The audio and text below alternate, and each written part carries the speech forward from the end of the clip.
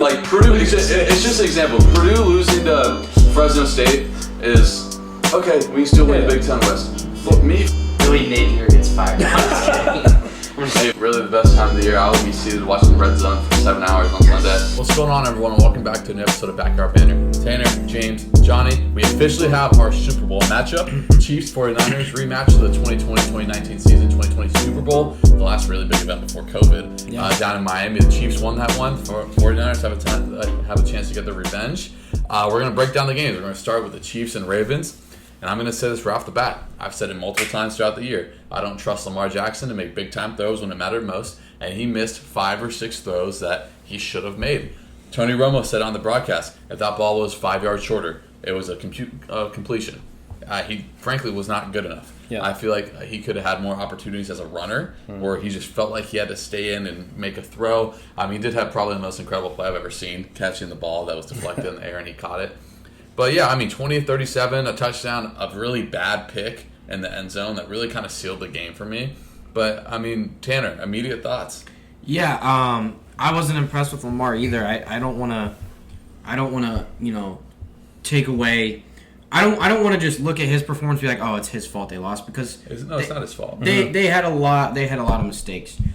Zay Flowers with an up and down couple plays there. Yeah, the worst 115 yards in a touchdown game that you ever see. You got the taunting, and then you got the fumble at the goal line. That fumble at the goal line, they score there. That's a completely different ball game. Mm-hmm. Yeah. So that's what I would like to say. And then another thing is the Chiefs' defense found a way to stop the run, which forced Lamar to be a passer. I don't know if they stopped it. The Ravens stopped. They weren't committed to it. The Ravens ran for 5 yards a carry, and they just stopped. If you had told me before the game the Chiefs would have outrushed the Ravens, I would tell you they would have lost. Mm-hmm. And they did lose. They didn't run it enough. I think I saw a stat. They only had 8 handoffs in the entire game, which is insane. Yeah. Well, I look at it. You know who did stop the run was the Ravens. The Ravens defense gave them an opportunity to win this football game, but 5 personal fouls all late game and all in the most important times. Okay, the taunting, the roughing the passer multiple times. It was play after play. The Ravens just had an opportunity and didn't capitalize on it. You talk about the fumble. What a huge swing. Okay, you talk about Lamar, the interception. He's thrown into triple coverage. And yes, I don't know what Likely's saying I'm open. You were not open. And maybe there's pass interference there. Maybe there's a world there's pass interference there, but I don't care. As a quarterback, I'm not a quarterback, never played quarterback, besides recess. But I was never throwing it into triple coverage, no matter if it's going to be a penalty or not. That's not the right play in that time of the game, okay? Those are the 2 things. There was a couple times he took a sack. One of them took him out of field goal range. You have the best kicker in football. Don't take a sack, throw the ball out of bounds. Make your kicker make a 57-yard field goal, because you know what? I bet you Justin Tucker drills it. I bet you he drills it. And it's just like, I told Johnny today, congratulations, Lamar Jackson. You're going to be an MVP. He's going to win the MVP award. Congratulations. But it's the ability to not – he didn't play his game, right? There was so many times he stepped back in the pocket and he's like looking like a guy who's just a pass-first option. That's not Lamar, right? It was the amount of times I told Johnny, I told Chiefs fans that we have on our basketball team, he could have ran for over 150 yards if he wanted to, and if they were committed to the run, but instead he was stepping back, doing all this stuff, and I think he made throws that he doesn't have in the bag necessarily, but Lamar Jackson's still an incredible talent, one of the best quarterbacks in the league. But I was very impressed with the Chiefs' defense. And again, like you said earlier in the week, you cannot bet against Patrick Mahomes because once you know Patrick Mahomes and Travis Kelce, they're back. They were surgical. They are back. And Travis Kelce does things as a tight end that should not be done at his size and his position. So shout out to the Chiefs. They're here for a reason. But yeah, Kelce had a down year to his standards when it mattered most. He had 11 targets. Guess how many catches? 11, yeah. 116 yards and a touchdown. And some of the most important catches for them. They were surgical in the first half. No one's going to talk about the Chiefs' offense did nothing in the second half. But when it mattered most, Valdez-Scantling has been killed for drops in the past. Most important catch probably of his career. Mahomes, just somehow, some way. If one game, you're telling me he needs to win one game, no other person in any sport am I taking to win one game. Yep. And it's just Todd Monken really needs to do some explaining. The Ravens offensive coordinator. 8 handoffs is inexcusable for a Ravens team that dominated on the run all year. Man, I mean, shout out to the Chiefs, man. Did well during the game, too. Yeah. Like, it's not like they were... If you're running for 5 yards a carry, that's pretty good. I know some of those are Lamar's scrambles and whatnot, but by the way, Cal Hamilton, Notre Dame guy, he dropped in the draft because he ran a bad 40. Man, he's on I remember watching him, Yeah. and I was like, he's the top 5 player in the draft, and he was by far the best player for the Ravens yesterday. Yeah. It's just... We talked. I gave Teaser because Teaser obviously a big Purdue guy, and he always does like if some like Raheem Mostert scores, he's like, you know where he went to college, and he's like Purdue. So I did it yesterday. Who had another 2 sacks yesterday. Yeah, Karlaftis. Hey, he played well. But we were talking about like Notre Dame guys and everything, and sure enough, that possession that I said something. I think they went 3 and out, and I think he was the guy. He flies over. He's been doing it since college. But I mean, I tell you what, the Ravens are going to be back in this position. I don't know if they are. I think they will. This defense is. I think this defense is good enough, and it's going to keep them in a lot of games. And I think Lamar is just going to get more comfortable in these situations. He just got paid. At the end of the day, you look at this roster on offense. How much more comfortable needs to get? He's 27 years old. He's played in 7-8 playoff games. Yeah, and it looks they're like, going to be back.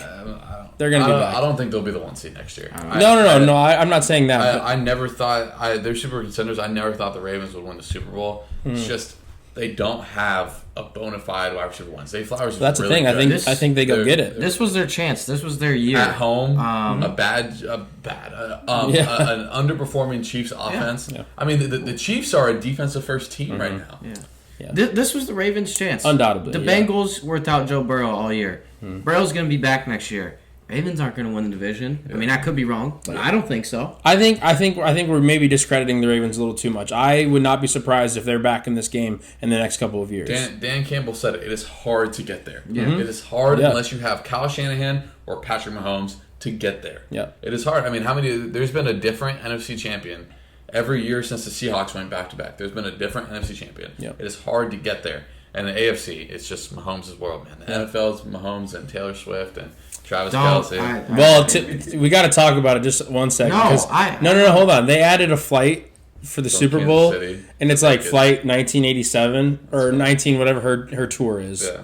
Like her Eras tour or whatever. And then the return flight's flight 87 because it's Travis Kelce and Taylor Swift. That's awesome. Did you see that on ESPN? I did. Yeah, they added the Eras tour number as a flight Taylor Swift to this Las year Vegas. is more relevant to the Bears have been in the past 5 I tell you what, though, I was watching on TikTok. Too? There was this guy who was sitting in front of his wife, and he was explaining to her how Taylor Swift's going to get to the Super Bowl. Because apparently, I don't know Taylor Swift's she's tour. in Japan. She's in Tokyo the day before the Super Bowl, but because they're 13 hours ahead, that she's going to be at the Super Bowl. So all right, that's we're enough Taylor stuck. Swift. We're stuck. We'll move on to the other game. 49ers 34, Lions 31. 49ers with a 17-point comeback, tied for one of the top 3 largest comebacks in a championship game. Yep. Brock Purdy was very average in the first half, and he was special in the second half. Only 3 incompletions in the second half. Some of the runs looked like he was flying. Yeah, he was. He had the one where he escaped the sack and hit Juszczyk for the toe tap. I was like, wow. Brandon Ayuk had probably, besides Lamar Jackson, the catch of the weekend. I mean, you guys know Vilder well, the Lions dude, hit right off his face mask. We've seen that happen. Ayuk said he had a ladybug on his shoe before the game, and so lucky stuff just happens. The Detroit Lions, and it's going to be talked about, Dan Campbell going for it on 4th downs, but they've done it all year. It's what's got them there. The only one I don't agree with is the second one. You need 2 scores. I think there's about 5 or 6 minutes left in the game. You kick the field goal. You get it within 2 scores. The other ones, whatever. Dan Campbell, I mean, that's what he's done to get there all year. They ran for 6.3 yards a carry, 182 yards. Did whatever they wanted to on the ground. And that's something we talked about, how vulnerable the 49ers defense has been on the ground.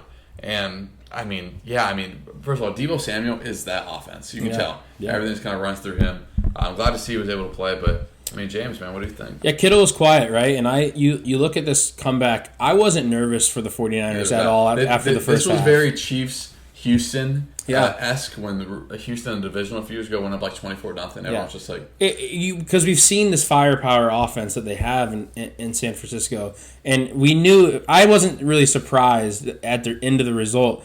I want to credit the Lions, because the Lions now have an opportunity to fix their secondary in the draft and be right back in this position next year, because they've got dudes upon dudes on that offense. Like Jahmyr Gibbs is going to be a hell of a talent in the NFL for year after year after year. Amon-Ra has established himself as one of the best wide receivers, and Sam Laporta obviously one of the best tight ends. So if Jared Goff can play a consistent quarterback position, and under Coach Campbell, I think this team they're going to be tough to beat in the North. I mean, let's be frank about it. Like they're going to be tough to beat in the North, but San Francisco, I'm nervous for them moving forward because their defense in the first half in the last 2 weeks has just looked sleepy. It looks slow. It looks exposable. And when you take a team like the Chiefs, who will expose a bad defense, it might be too. If they have a bad first half in the Super Bowl, we'll talk about it obviously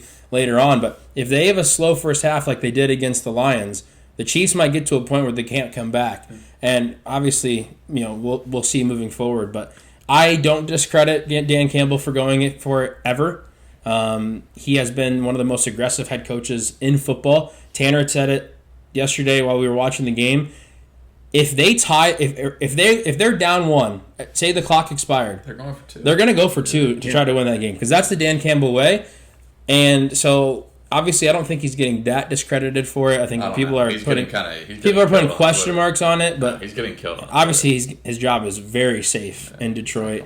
I don't disagree with it. I think you can go either way. Obviously, if I'm the coach, which will never probably happen in the NFL, I'm kicking the field goal because that's the way I play football. But hey, Dan Campbell, man, play football. Or that's the way I'd coach football. Sorry, hey, I played football for a year, but that's the way I would coach it. But shout out to the Lions, man, and shout out to the Niners for making it. They're the best team on paper. I don't think anybody's really surprised they're playing for the Super Bowl. Yeah, I don't discredit Dan Campbell one bit. That's how they played all year, and they stuck to their guns. They came in the NFC Championship game. They said we're gonna be aggressive. It didn't work out in some spots. Other spots it did. But at the end of the day, the Lions played their game. They did everything they could. They played aggressive. And when you go into San Francisco as underdogs against a team that talented, you have to play that way to win. Mm-hmm. And it worked in the first half, and it didn't in the second half. I just think that's what it comes down to. Yeah. I think regardless if they kicked that field goal or not on that, when they got stopped when Reynolds dropped it, I think regardless they still probably lose the game. So I think that was a play they had to have, and they had to go score a touchdown on that drive, and they didn't. So yeah. I don't discredit Dan Campbell at all. Shout out to the 49ers. Nick Bosa came to play. Yeah, he did. Got some sacks. The only one that did. Chase Young is pathetic. Sometimes. He doesn't even play hard. Sometimes, It was bad, but I still have a lot of questions about that 49ers defense. Still wouldn't mind if he's a Bear next year, but... Josh Reynolds had 2 drops that were very bad. Or the fourth down one was behind him a little bit, hit him in the hand. The second one hit him around the chest. Kind of a big moment there. A lot of questions about the 49ers defense. Fred Warner, by the way, is freaking unreal. Yeah, he is so unreal. Yeah. But, God, that defensive front, I thought when they got Armstead back, I was thinking about Armstead, DeForest Buckner on the Colts, but I thought when they got Armstead back a few weeks ago, they'd be a little better, and they haven't been. Chase Young has been really bad, but, hey, they're 60 minutes away from a Super Bowl rematch, and, they obviously got a real chance. I think we're happy. I think everyone in the country, unless you're one of these teams that lost, is happy with what we're going to watch, hopefully, because I wasn't going to be happy if I watched Kansas City Detroit. Personally, I wasn't happy regardless. I wasn't going to be. The Super Bowl is the Super Bowl, but I'm super happy with this outcome. So the stage is set. Yeah, I'm excited for this game. Definitely one team that I would much rather win than the other. But, for sure. We'll see. So it's college basketball time, kind of heating up. We're all huge college basketball fans. So Tanner, he did with the NFL with his top 5, and now he's going to give us his top 10 for college basketball like he did last week. Yeah, huge shakeup this week. I mean, a ton of teams lost. Some teams lost twice. Crazy week in college basketball. It's going to get even crazier this week. But at number 10, I got Creighton. And really, to be honest, I don't like putting Creighton at 10. But based on the teams that lost, it just makes sense for my top 10. Mm-hmm. At 9, I got Marquette, which I do feel comfortable with. They're starting to play well. They have some injuries, but they're figuring it out. Tyler Kolek is a beast. Yeah, it's unreal. At 8, Kentucky, they lost, but I'm still keeping them there. Too much talent. They're young, but I like this Kentucky team a lot. Everyone drops one, right? Yeah. Kentucky, I'm very high in Kentucky. Yeah. Florida goes to rep on Wednesday. You play 30 games in a season, 30 plus games. Yeah. I mean, no team. It's so impossible to go undefeated, man. Yeah. It's so difficult. But I personally love Creighton. I think Creighton can make the Final Four. I totally agree. They have 3 guys that are just pros. Alexander, pro. He's a pro. He can get anything off the bounce. They got the big dude, shout out Carter from Missouri. And then they got the lefty shooter. His name's escaping me right now. Yeah. Shireman, who feels like he's been in college forever because he started. Creighton can make a run in March. They're really undoubtedly. Good. I love Marquette also. I've said how much I like Marquette. I think Kolnick is the best point guard in the country. I've said that in preseason. And then Kentucky, I mean, Reed Shepherd as a freshman has been unreal for them all year. Yeah. Yeah, well, I wouldn't be surprised if I saw all three of those teams in the Elite Eight and maybe a couple of them in the Final Four. I agree. Yeah, my 7 is Wisconsin, playing pretty well right now. I actually am nervous for their game coming up Thursday. This is a big spot for them, and like as far as it being a trap game. They travel to Nebraska.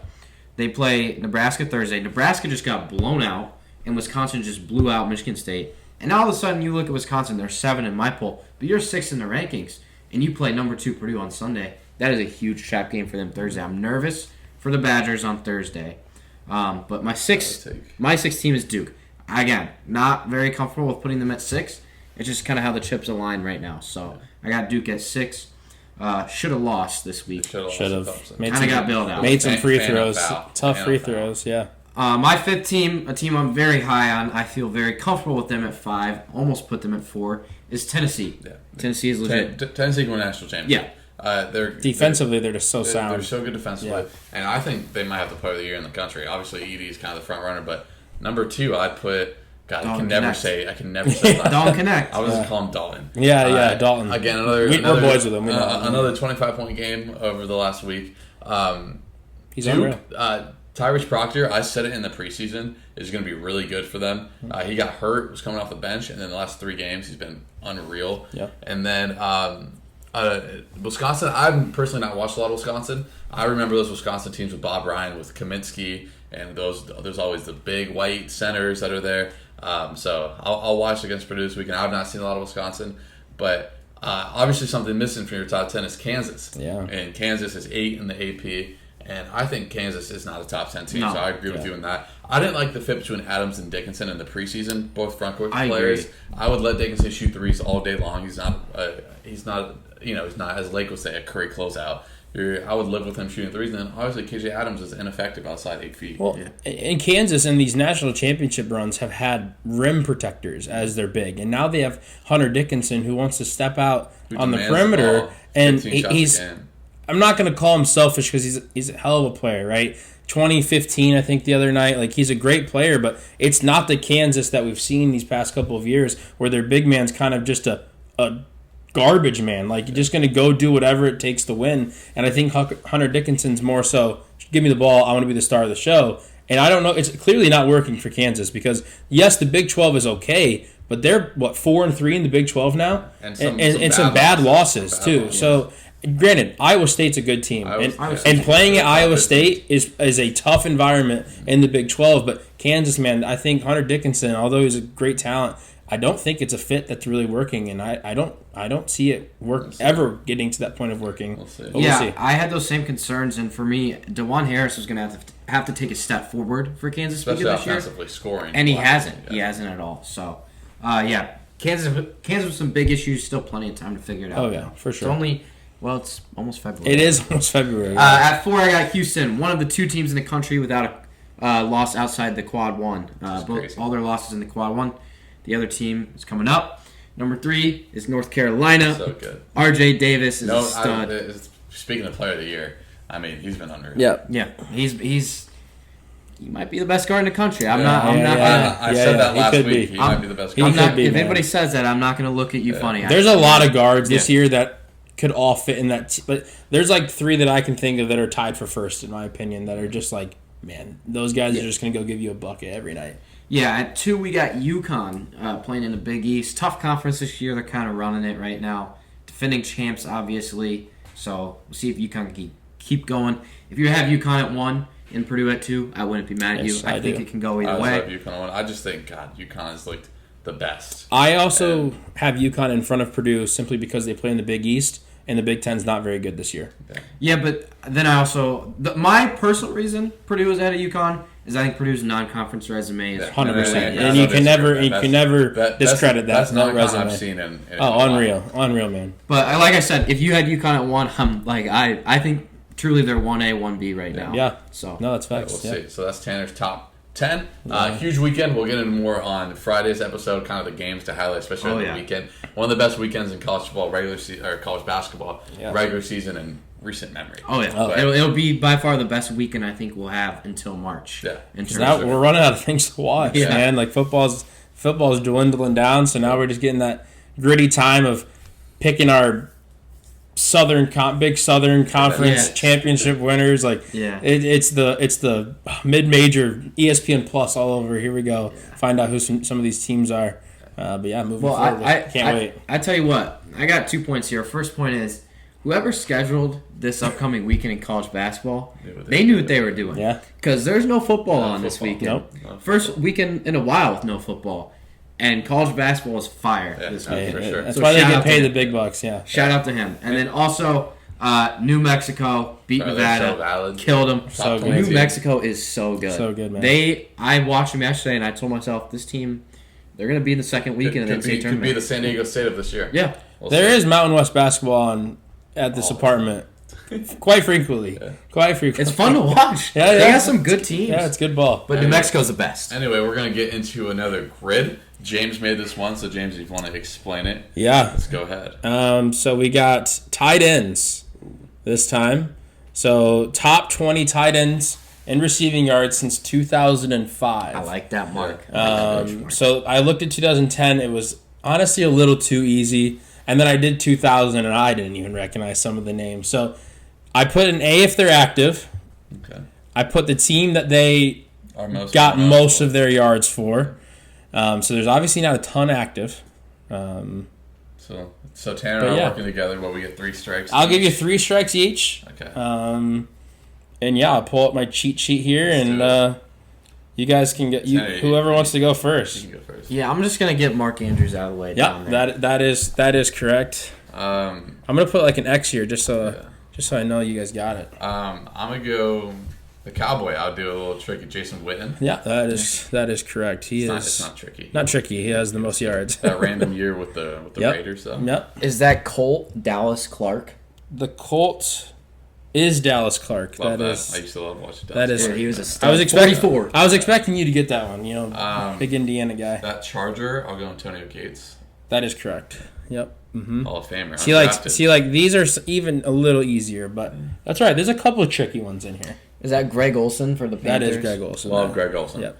It's unfortunate that Tom Brady's going to come take a spot in the booth. He's awesome. Greg Olson is the best color. He's color so guy good, in the man. NFL. He's so good. He is so good. I'll get Travis Kelce out of the way. Nice. Oh, that's actually wrong. That's actually Noah Gray Yeah, or whatever their yeah. backup is. For the Saints, give me Jimmy Graham. He's on the Saints again. That is correct. Former Talk Bear. about prime Jimmy Graham. That former Seahawk that is there. correct. Seahawk too. I'll go Gronk for the Patriots. Yeah, that's correct. Niners active has got to be Kittle. That is correct. Yes. And then there's a couple more. I'll go Tony Gonzalez for that Chief. Nice. That has to be right. Yeah. Sorry. Sorry. No. Chief. Sorry. Chief. Sorry. It's okay, James. And then let me First get time. that Niner there. That's got to be Vernon Davis. Love Vernon. Which Davis. Niner? Just Any of the Niners. Oh, see, I need you to be specific. Oh, I don't know It's which too one. easy. We've never Too done easy. that. It's too easy, man. All right, I don't know which one it is, but Just trust your gut. 7,500. Yes. He sir. played a while. He did play a while. I think 14 seasons. This is where it gets a little tricky for me. Come on, man. You got to know the Bucks one, no? I have no idea. The only one that comes to mind that's been there forever was Cam Brate, but I'm not ready to rip a Cam Brate guess this early. He was there forever. I don't know. Fine, I'll try Cam Brate for the Bucks. That's wrong. Yeah. Let me go with Aaron Hernandez for the Patriots. That is wrong. What? Active for the Jags? That's got to be. Does he do this active? Does he play on the Jags? No. Okay. See, you should have put the team they're playing on. No. Active. No, I can't do that. This is his third team, I believe. And he played this year. And he spent over half of his career in Jacksonville, half of his career somewhere. I guess it's if he played 3. He's on his third team now, and he's new to this team. Did this team make the playoffs? I mean, no. I think I know who it is. Yeah, Do you? I think you do too. God, I really don't know. They I'll definitely do- did not make the playoffs. I'll do Zach Ertz for the Eagles one. Zach Ertz for the Eagles is wrong. Probably. Or which Eagle? Oh, this one. Yeah. Eagle one. That is correct. Um, I didn't know if I should put active because he got picked up by the Lions, but now. It's alright. Now they're is out. that Jaguars one? Mercedes Lewis. That is Mercedes Lewis. Valid. That is correct. He's a Bear. Valid. Definitely did not make the playoffs. Yeah, definitely did not make the playoffs. So we got Titans left, Yeah. Texans, Niners, Patriots, Steelers. Yeah, those are the tough ones, honestly. Is the Steelers Heath Miller? That is correct. Nice. That's a good one. It's a good That was pull. my next one in the chamber. So It's a good pull, man. I don't know. You know this Bucks one. I should know it. I mean, I recognized it, so what? This guy's not active. correct. He is not active. Wow. That's one of the tougher ones. Who could be the Titans too? The Titans. You guys should know the I'm Titans. such a casual. The Bucks. Did the Bucks one play on a different team, or is it strictly? The I don't Bucks? know. I don't know. Who could be the Patriots one? Was the Bucks one? Did he play with Brady on No. that team? Okay, so I got to think further back. I Imagine an OJ Howard for the Bucks. No. Obviously. It's not. Think older Yeah, no, Bucks. I'm trying. Texans. I like who? Another tough one. Yeah. Okay. Well, Some of these names, but again, the reason I didn't do 2010 is because all They're of these too- guys are like yeah. active. Like, most of them are active. All right, so the Tampa Bay Buccaneer, he played for the Bucks. It was his second team. He played for the Browns before that, and then he also played for the Seahawks, Patriots, and Jets. He had a obviously a good career, yeah. but kind of bounced around. His longest was in the Browns, but he was super successful for the Bucks. Like you said, in their dark times. The tight end was from 09 to 11. Yeah. Those are very dark times for the Bucks. Do you want me to give it to you? No, not No, yet. we can't give it to you. Not Yes. yet. Not yet. 'Cause Okay. if Tanner gets it, then I get a strike because I don't know who to Well, guess. Taylor and I were talking. The Titans one was very recently active. He was on the Very recently. He was on the 2020 or 20 whatever AFC Championship team. Yep. And I just I might give you guys initials because I don't like seeing you guys fail. Yeah. Okay. All Let's get a hint. I'll give you initials. Okay, I'll give you a hint. Last name starts with a C. That's not that right. Okay, first name starts with a J For the Titans. for the Titans. Holy crap! I don't know. Tanner. You guys know it. You guys are I want to gonna. know the name. JC. I'll give you guys this one if you want it. Oh, hold up. Okay. Give us a hint on this Patriots one. Patriots. Yeah. Oof. I don't know. Yeah. Well, give us a time frame. Like, what, did he beat? Like again, like early 2000s to like 2012ish, 14, 12. I have no idea. Are we officially giving up on the rest of them? No, I can't. How about the 49er one? Let's get a hint for all of them, and let's see if we can. Okay, 49. This 49er one is easy. He played for a couple teams.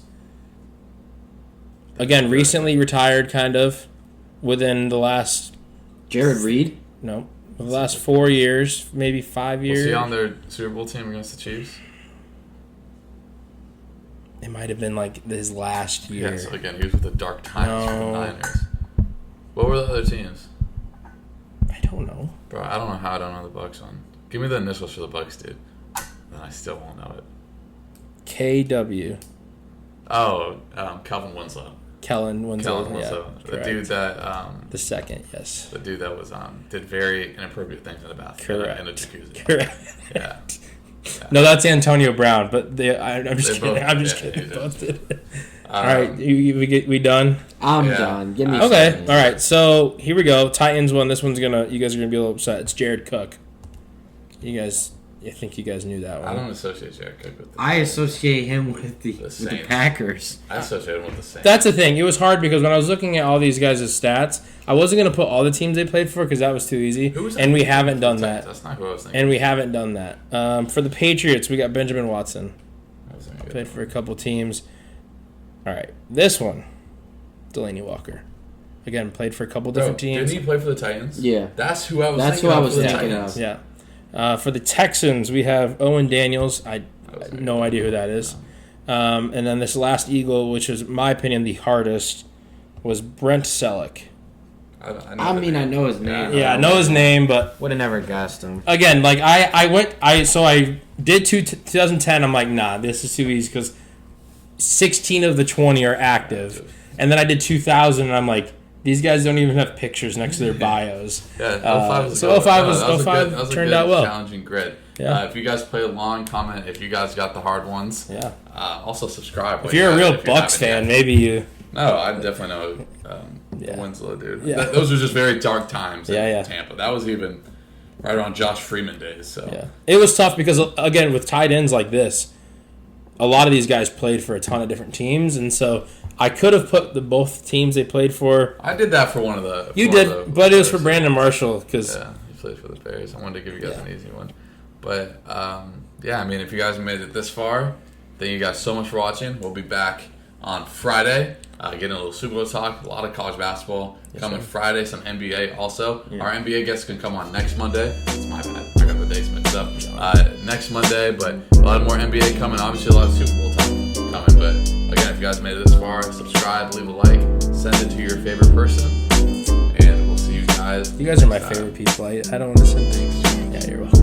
Peace. See you guys.